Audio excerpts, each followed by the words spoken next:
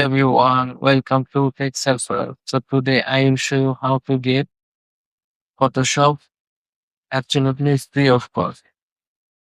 So follow the step-by-step tutorial.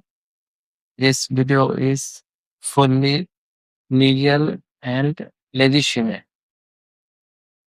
So you don't have to download this.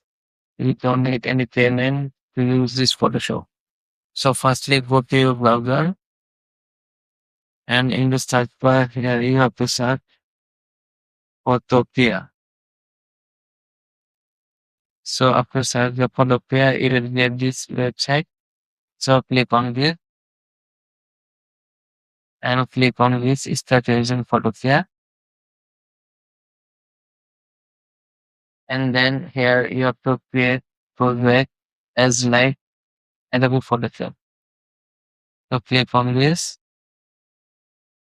and click on photo or social or click on.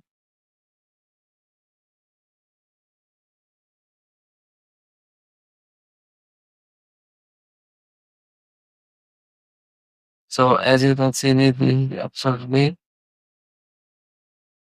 looks like Photoshop. So we will get lots of tools here